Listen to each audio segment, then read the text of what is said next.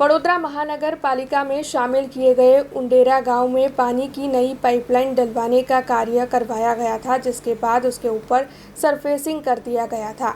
लेकिन वडोदरा महानगर पालिका प्रशासन और कॉन्ट्रैक्टर की कामगिरी पर यहां सवाल उठते हैं, क्योंकि कुछ ही वक्त में वहां पर एक गड्ढा पड़ गया है।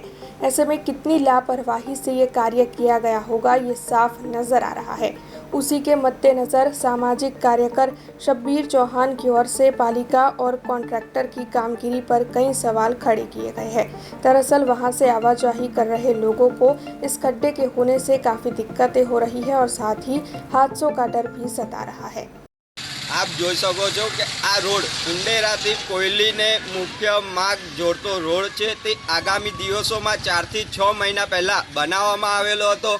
તેથી આ રોડ પર વગર ચોમાસે ભૂવા પડે છે। એટલે ભૂવા પડે એનું કારણ એક છે કે આ રોડમાં પોલ થઈ છે, જે તે કોન્ટ્રાક્ટરે પોલ કરી છે તેને બ્લેકલિસ્ટ કરવામાં આવે ને જે તે અધિકારીઓ છે તેમનો પગાર 6 મહિના સુધી રોકી દેવામાં આવે। તેથી તેમને બી ખબર પડે કે ત્યાં જઈને આપણે તપાસ કરી હોત તો આ રોડ પર ભ્રષ્ટાચાર ના થયો હોત। જો આગામી દિવસોમાં આ રોડ પર કોઈ કાર્યવાહી કરવામાં નહીં આવે તો વડોદરા શહેર યુથ કોંગ્રેસ દ્વારા ઉગ્ર આંદોलन કરવામાં આવશે। अब खबरों से लगातार अपडेट रहना हुआ आसान। BRG न्यूज आपके मोबाइल स्क्रीन पर आज ही BRG न्यूज की mobile app Google play store और ऐप स्टोर से डाउनलोड करें और खबरों से लगातार जुड़े रहें।